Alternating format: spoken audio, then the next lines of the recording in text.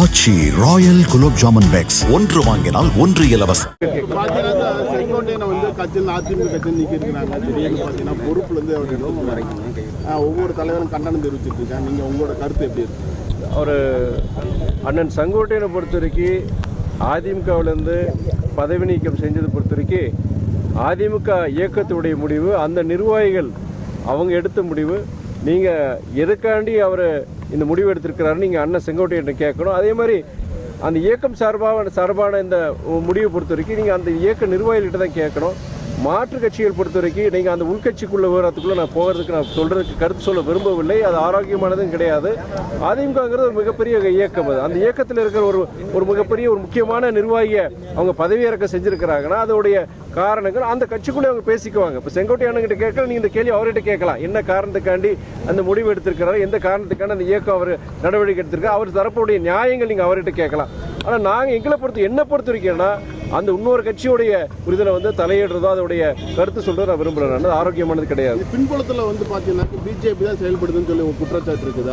அதாவது இந்த அதிமுக இயக்கத்தில் நீங்கள் அண்ணன் செங்கோட்டையனுடைய பதவி இறக்கம் அந்த நீக்கம் பொறுத்த வரைக்கும் அது வந்து அது நீங்கள் பாஜக பின்னாடி இயக்குதுன்னு சொல்லி உங்களுடைய குற்றச்செலவருடைய குற்றச்சாட்டு இருக்குது.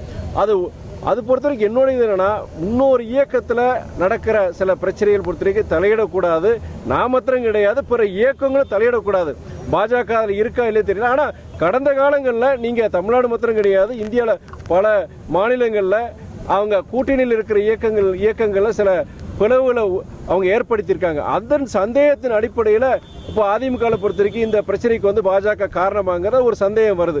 ஆனால் வந்து அது உண்மையாக பொய்யான்னு தெரியல. சில மாநிலங்களை பொறுத்த வரைக்கும் அந்த பாஜக பொறுத்த வரைக்கும் இது போன்ற முயற்சிகள் அவங்க ஈடுபட்டிருக்காங்க. அது மறுக்கிறது கிடையாது. சமரசம் பேசுறேன் நயினார் நாகேந்திரன் சொல்றாரு சார். பிஜேபி அதிமுக வந்து அவருக்கு பிரச்சனை, ஆனா நயினார் நாகேந்திரன் நான் சமரசம் செஞ்சு வைக்கிறேன் அப்படின்னு சொல்றாரு. இரு தரப்புல சமரசம் பேச்சு. அதாவது இல்ல இது பாருங்க, அது அந்த கூட்டணியில அந்த அதிமுக பாஜக கூட்டணியில அந்த பாஜகவுடைய மாநில தலைவருடைய கருத்து. அது நீங்க அந்த கூட்டணி சார்ந்த இயக்கங்கள்கிட்ட போய் கேட்கணும். ஆனா நீங்க ஒரு கேள்வி கேட்டீங்க. என்ன கேள்வினா, அப்போ இந்த பின்னணியில் இந்த அதிமுக பின்னணியில் இருந்த குழப்பத்துக்கு வந்து பாஜக காரணமான ஒரு கேள்வி கேட்டிருக்கீங்க. அது சில மாநிலங்களில் பொறுத்த வரைக்கும் பாஜக அது போன்ற முயற்சியில் ஈடுபட்டிருக்கு. பாஜக மாத்திரம் கிடையாது. நீங்கள் பொதுவாகவே அரசியல் எடுத்துக்கிட்டீங்கன்னா இது போன்ற விஷயங்களில் பல சில இயக்கங்கள் வந்து இன்னொரு இயக்கத்தை பலவீனப்படுத்துறதுக்கு வந்து இருக்கு. இது அதிமுக பாஜக மாத்திரம் ஈடுபடுது. பாஜக பண்ணுறாங்க, தவறான விஷயம், ஜனநாயகத்துக்கு புறம்பானது. ஆனால் பாஜக மாத்திரம் கிடையாது. இன்னைக்கு இந்தியாவில் எடுத்துக்கிட்டீங்கன்னா பல அரசியல் இன்னைக்கு இருக்கிற இயக்கங்கள் ஒருத்தருக்கு குழப்பத்தை உருவாக்குறதோ, அந்த வெளியிலேருந்து அந்த இயக்கத்தில் வந்து ஒரு பலவை உருவாக்குறதோ ஒரு முயற்சி.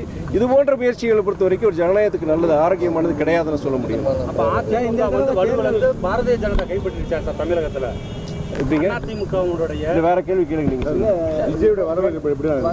சகோதரர் விஜயோடைய வருகையை பற்றி பலமுறை நான் கருத்து சொல்லியிருக்கிறேன். அவர் அண்ணாமலையை விமர்சித்தாரு. ஆனால் லாஸ்டா வந்து அவருக்கான ஓட்டுகள் இருக்குதான் செய்துன்னு வேற சொல்லியிருக்காரு. அதாவது சகோதரர் விஜய்க்கு வந்து அவருக்கு ஒரு லட்சக்கணக்கான ரசிகர்கள் இருக்கிறாங்க. அதை மறுக்கிறது கிடையாது. தமிழ்நாட்டில் இருக்கிற முன்னணி நட்சத்திரங்கள் ஒருத்தர்.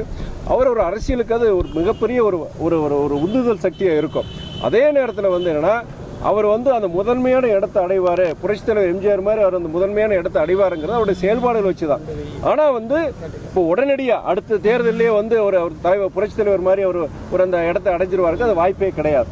அவருக்கு ஒரு கணிசமான வாக்கு வங்கி இருக்குது. அதை பயன்படுத்திக்கிட்டு அவருடைய ரசிகர் பட்டாளத்தை பயன்படுத்திக்கிட்டு அந்த உச்சநிலைக்கு வர முடியாது கிடையாது, வர்றதுக்கு வாய்ப்பு இருக்குது. ஆனால் உடனே வந்து அடுத்த வருஷத்துலேயே ஒரு எலெக்ஷன் நின்று அவர் எம்ஜிஆர் மாதிரி ஆகுனா அது வாய்ப்பு கிடையாது. இந்த தடவை 2026 தேர்தலில் உங்களுக்கு தனியான சின்னத்தில் நிற்க போறீங்களா சார்? இல்லை போன தடவை உதயசூரியன் சின்னத்தில் நின்றீங்க, இந்த தடவை தனியான சின்னத்தில். நீங்கள் இயக்க தொண்டர்களுடைய நிர்வாகிகளுடைய விருப்பம் வந்து ஒவ்வொரு இயக்கத்துடைய தொண்டர்கள் வந்து அவங்களுடைய சின்னத்தில் நிற்கணும்னு விருப்பப்படுவாங்க. ஆனால் இறுதியில் பொறுத்த வரைக்கும் கூட்டணி தலைமை எங்கள் இயக்க தலைமை என்ன முடிவு எடுக்கிறதோ அதுபடி தான் நம்ம அதை செயல்பட வேண்டியது. அதிகமான சீட்டுகள் கேட்க வாய்ப்பு இருக்கா சார்?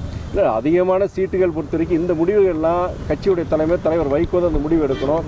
அது கூட்டணி தலைமை வந்து பேசி செஞ்சு முடிவெடுக்க வேண்டியது. இனியும் 6-7 மாதம் இருக்குது. பேச்சுவார்த்தையில் நீங்கள் தொடங்கலை. பேச்சுவார்த்தைகள் தொடங்கும் பொழுது உங்களை மாதிரி பத்திரிகையாளர்கள் சந்திப்பும் பொழுது கண்டிப்பாக வந்து நாங்கள் எவ்வளோ நாங்கள் விரும்புகிறோம், அவங்க கூட்டணி தலைமை எவ்வளோ கொடுக்குறோம் பேசுகிறாங்க, அதெல்லாம் வெளிப்படையாக நாங்கள் சொல்ல தான் போகிறோம். ஆனால் இட் இஸ் டூ ஏர்லி. கிட்டத்தட்ட 6-7 மாதம், இனியும் 6-7 மாதம் இருக்குது. இப்போ தமிழக முதல்வர் பார்த்தீங்கன்னா வெளிநாடுகளுக்கு போய் முதலில் இருக்க போயிருக்காரு. இந்த சுற்றுப்பயணத்தை பற்றி நீங்கள் நினைக்கிறீங்க? அவர் முதலமைச்சருடைய கடமையை செஞ்சிருக்கிறாரு. கடந்த காலங்களையும் பொறுத்த வரைக்கும் நீங்கள் பல வெளிநாடுகளுக்கு சென்று இந்த புரிந்துணர்வு ஒப்பந்தங்கள் மூலமாக MOUன்னு சொல்லுவாங்க, அது மூலிமா வந்து பல லட்சக்கணக்கான கோடிகள் முதலீடு கொண்டு வந்து பல வேலை வாய்ப்புகள் உருவாக்கியிருக்காரு. இந்த முறையும் அவர் ஜெர்மனிக்கும் சரி நீங்கள் இங்கிலாந்து நாட்டுக்கும் சென்று கிட்டத்தட்ட 10,000 கோடிக்கு மேலே நினைக்கிற 10,000 கோடிகளுக்கு மேலாக 15,000 கோடிக்கு மேலாக முதலீடுகளை ஈர்த்து அதன் மூலியமாக கிட்டத்தட்ட 15,000 பேருக்கு மேற்கொண்ட வேலை வாய்ப்புகள் உருவாக்குறதுக்கு உண்டான சூழ்நிலை உருவாக்கிறாரு. அது வரவேற்கத்தக்கது. அவர் இது முதல் தடவை கிடையாது. இதுக்கு முன்னாடி அவர் ஜப்பான் போயிருக்கிறாரு, சிங்கப்பூர் போயிருக்காரு, ஸ்பெயின் போயிருக்காரு. இது போன்ற நாடுகளில் போய் புரிந்துணர்வு ஒப்பந்தங்கள் போட்டு அதில் சிலதில் இப்போ நிலுவைக்கு வந்து ஆரம்பிச்சிட்டாங்க, தொழிற்சாலைகள் பொறுத்து ஆரம்பிச்சிருக்கிறாங்க. இது போன்ற இப்பயும் அப்படி பண்ணுக்கு ஒரு வரவேற்கத்தக்க ஒரு இது. அவர் எடுத்துக்காட்டு ஒரு முதல்வராக செயல்பட்டு இருக்கிறார்.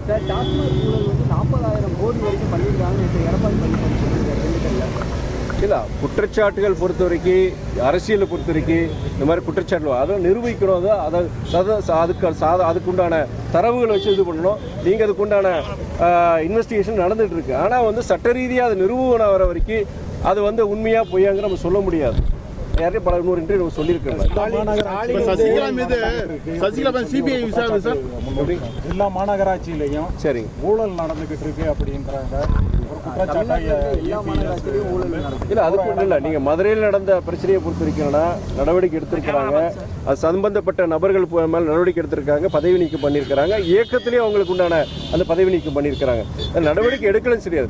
நீங்கள் முற்றிலும் வந்து தவறே இல்லை நம்ம சொல்ல முடியாது. அங்கங்கே சில கருப்பாடுகள் இருக்க தான் செய்வாங்க. அரசியல் இயக்கங்கள் சரி, நிர்வாகத்தில் இருக்க தான் செய்கிறாங்க. அப்படி தவறுகள் செய்யும் பொழுது உங்களை மாதிரி பத்திரிகைகள் நிறுவனங்களை சுட்டி காட்டும் பொழுது கண்டிப்பாக அதுக்குண்டான நடவடிக்கை அந்த அரசு எடுத்திருக்கிறாங்க.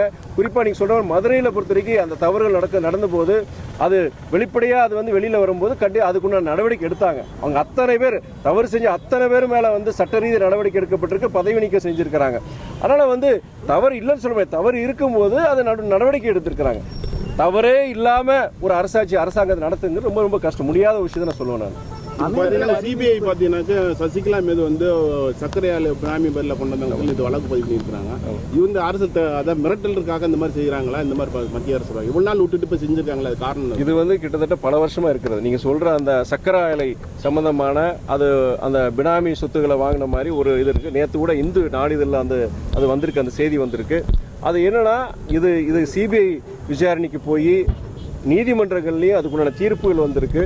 இதில் என்னன்னா இதில் அரசியல் பல நேரங்களில் தவறுகள் நடக்கும்போது அதுக்குண்டான நடவடிக்கை எடுக்கும் பொழுது அது உண்மையானதா இல்லது அரசியல் நோக்கத்தோட அது எடுக்கப்படுதாங்கிறது அது நீதிமன்றத்துக்கு போயிடுச்சு. நீதிமன்ற தீர்ப்பு தான் நம்ம கேட்கணும். நம்ம கண்டிப்பாக வந்து நீதிமன்ற தீர்ப்பு வரும்போது உண்மையிலேயே அதை வந்து அரசியல் ரீதியான ஒரு குற்றச்சாட்டா இல்லைனா வந்து உண்மையிலேயே அதை தவறு நடந்திருக்கான்னு நம்ம தெரிய போகுது.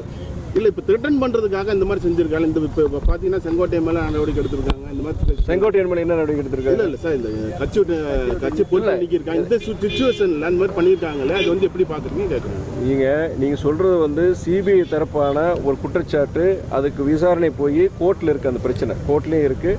அது கோர்ட்டு தீர்ப்பு என்ன, அது உண்மையிலேயே வந்து அவங்க தவறு செஞ்சுருக்காங்களா அதுக்குண்டான அதுங்கிறது இவ்வளவு நாள் கிடையாது. நீங்க சொல்ற பிரச்சனை வந்து பல வருஷமா இருக்கு. கிட்டத்தட்ட 2018-19 கிட்டத்தட்ட 5-6 வருஷத்துக்கு முன்னாடி இந்த பிரச்சனை நடந்து அதுக்குண்டான விசாரணைகள் கைது எல்லாம் நடந்திருக்கு. அது சர்க்கரை ஆலை சம்பந்தப்பட்ட முதுமணி அதிகாரிகளை வந்து கைது செஞ்சிருக்கிறாங்க. அவர்கிட்ட விசாரணை பண்ணி அவங்களோட சொத்துக்கள் முடக்கப்பட்டிருக்கு. இது வந்து பல வருஷமா நடந்துட்டு இருக்கிறது. ஆனால் இந்த நேரத்தில் எடுக்கிறது வந்து இது வந்து தற்செயலாக வந்து சிபிஐ பொறுத்த வரைக்கும் அது விசாரணையில் வந்து இது வச்சு தான் இன்னைக்கு இந்த நாளிதழில் வந்திருக்கு. ஆனால் இது உண்மையா பொய்யாங்கிற நீதிமன்ற தீர்ப்பு வச்சு நம்ம சொல்ல முடியுமே தவிர இது அரசியல் காரணங்களுக்கு எடுக்கப்பட்டது சொல்ல முடியாது. 2026 பொறுத்த வரைக்கும் நாங்கள் கிட்டத்தட்ட 7 வருஷம் முடிஞ்சு 8வது வருஷம் திமுக தலைமையிலான கூட்டணியில் தொடர்ந்துட்டு இருக்கோம். எந்த நோக்கத்துக்காண்டி இந்த கூட்டணியில் சேர்ந்தோமோ அந்த நோக்கம் இன்னும் தொடருங்கிறத நான் பல முறை சொல்லியிருக்கிறேன். நாங்கள் கண்டிப்பாக இந்த கூட்டணியில் நாங்கள் நீடிக்க விரும்புகிறோம். நாங்கள் இந்த கூட்டணி தேமுதிக வந்தால் மதிமுக வெளியேற வாய்ப்பு ஏங்க அவங்க தேமுதிக வந்தால் நாங்கள் சந்தோஷப்படும். கூட்டணி இனியும் வலுவாக தான் நினைப்போம் நம்ம. அதனால் யார் வர்றதுனாலையோ இல்லை அதனால் நாங்கள் எங்களோட இதாக நாங்கள் நினைக்கிறோம். நாங்கள் மேற்கொண்டு இயக்கங்கள் வந்துச்சுன்னா நாங்கள் சந்தோஷம் ஆகும். இனியும் வந்து நாங்கள் வெற்றி பெறுறது எளிது. இனியும் இந்த மாதிரி இயக்கங்கள் தேமுதிக போன்ற இயக்கங்கள் வந்துச்சுன்னா இனியும் வந்து எளிதாகும். அதனுடைய தேர்தல் பொறுத்தவரைக்கும் வெற்றி இனியும் எளிதாகுங்கிறத நான் நினைக்கிறேன். 2026 வந்து டிஎம்கே கூட்டணி இதை திரும்பி ஆட்சி அமைக்க வாய்ப்பு இருக்கு. நாங்கள் நம்பிக்கையோடு இருக்கிறோம். இல்லை நாங்கள் நம்பிக்கையோடு இருக்கிறோம். நாங்கள் அதை வந்து முடிவெடுக்க வேண்டியது ஜனநாயகத்தின் எஜமான்களான வாக்காளர்கள். நாங்கள் கடந்த காலங்களில் திமுக அரசினுடைய செயல்பாடுகள், அவங்க மக்கள் நலன் சார்ந்த அதாவது துவக்கிய திட்டங்கள், இது குறித்து என்னன்னா மக்கள் கண்டிப்பாக ஒரு நல்ல தீர்ப்பை கொடுப்பாங்கிற ஒரு நம்பிக்கையோடு இருக்கிறோம். நாங்கள் வெற்றி பெறும் நம்பிக்கையோடு இருக்கிறோம். ஆச்சி ராயல் குலோப் ஜாமுன் பேக்ஸ், ஒன்று வாங்கினால் ஒன்று இலவசம். பிளே ஸ்டோர் மற்றும் ஆப் ஸ்டோரில் இருந்து பாலிமர் செயலியை QR கோடு மூலம் பதிவிறக்கம் செய்யுங்கள். செய்திகளை உடனுக்குடன் பெறுங்கள்.